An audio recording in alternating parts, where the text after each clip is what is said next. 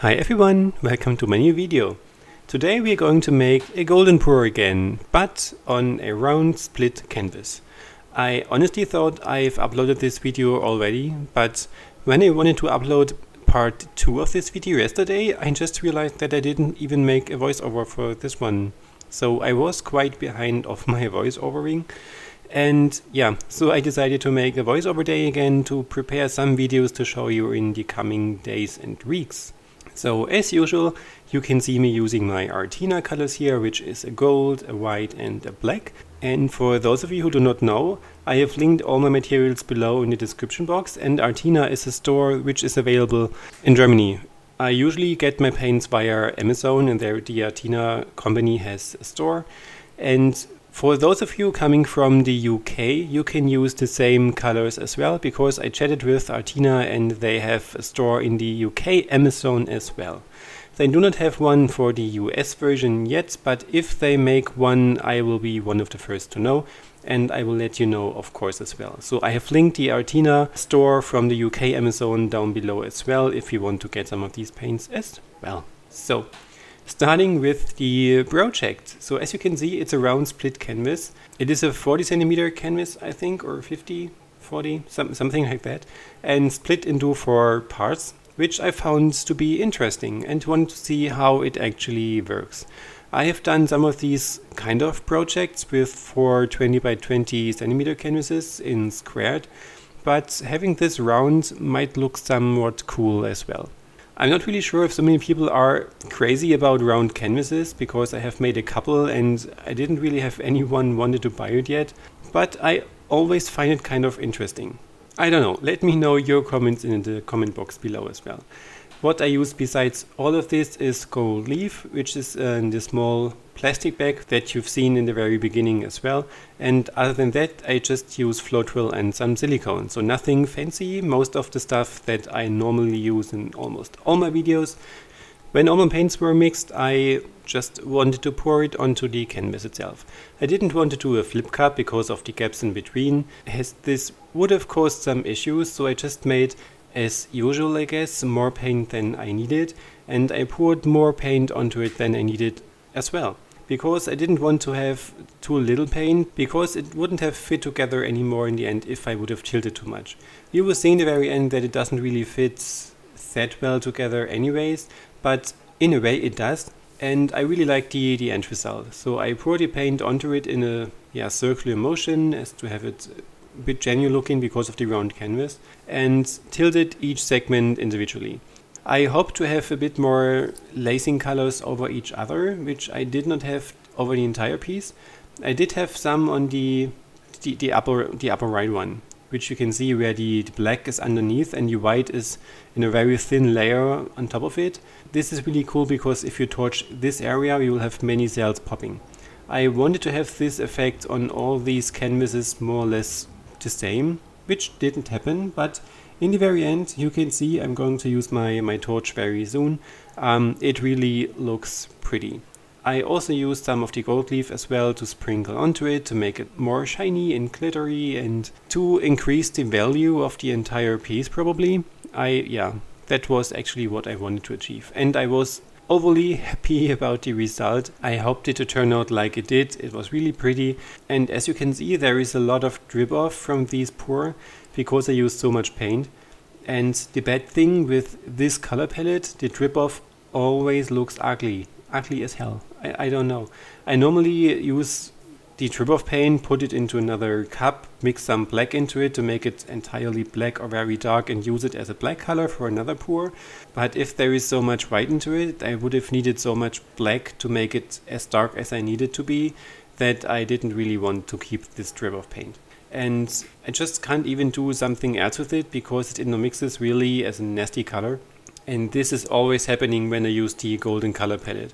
Although the pours itself look pretty almost all the time, the drip off paint is just useless, which is always kind of pity. Yeah, that's basically it. I'm going to show you how I varnish it, because this is a question that pops up every now and then, and I'm just going to tell you something about the varnishing process that I do. And you will have the final video critique result live filmed in the very end. So I hand over to the varnishing part now. Oh, and yes, of course, I had so much paint left over again, so I made a small square canvas. It's a 20 by 20 centimeter canvas, as you might have seen.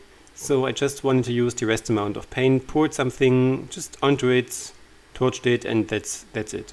So it turned out pretty as well, so I really like the end result of this one as well. So now let's come to the varnishing part. And for the varnishing part, it is the next day in the morning, it is still dark outside, and everything is completely dry. If you're going to varnish something, make sure it is completely dry, because otherwise you will just ruin your artwork. And before I varnish something or anything, I just go to remove the silicone. And I've made some advice videos about removing silicone anyways, so I just give you a small hint what I do. I just use some baby powder or kitchen flour, add it onto the canvas, let it sit there for a couple of minutes, and then just brush it off with a soft brush. And this also removes the major part of the silicone, because this one was soaked into the powder. I then use just some soap and water and the soft brush and brush over it again to remove all of the powder and probably rest amounts of silicone. You will most likely not get rid of the entire portion of silicone, so you might have 10 or I don't know, 5% left onto it, which will not cause so much of a deal. I dry them completely with a kitchen towel and then they are ready to be varnished. I use the Liquitex gloss varnish, as you can see here in the video. I just add some, it really doesn't need much of it, onto the canvas, use my soft brush again and just brush it over. You do not need to worry so much to have a very even coat if you see brush strokes from the varnish, or if you have areas where you have pooled some of the varnish itself. Just let it be, let it dry, everything will be perfectly fine. It occasionally happens that the varnish itself cracks a bit and it looks like an old oil painting. If this happens, don't panic as well, just use another coat of the varnish over it and let it dry and everything is perfect. You can put as many layers of the varnish onto it as you like. The more layers you put, the more even it's going to become, and after the third or fourth layer of the varnish, it almost looks like a resin coat.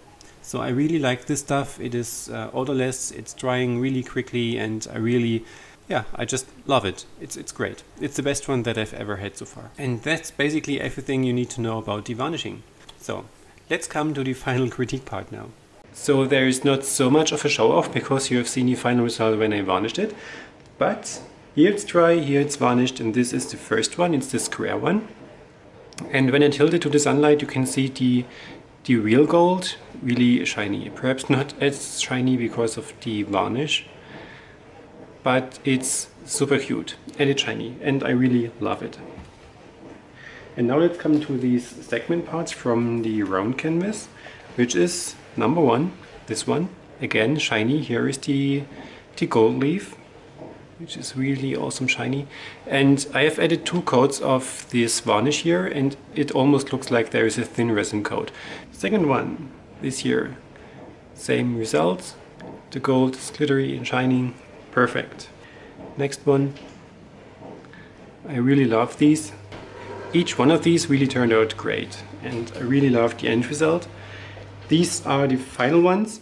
I'm not sure if I'm going to put them on Etsy as a set, including this one. In a way it looks like fitting to this.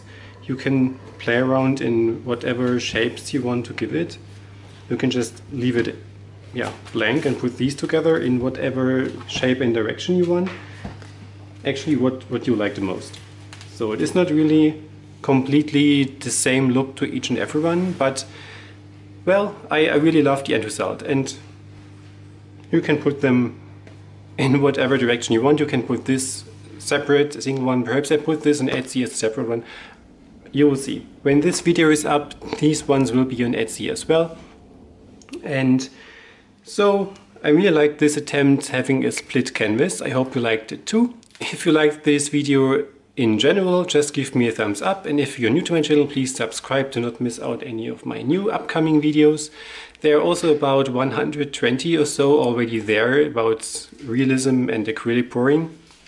Have a look at it, leave me some comments, requests if you like in the description box below. There's also every material that I've used listed. And yeah, thank you for watching and have a great day. Bye bye.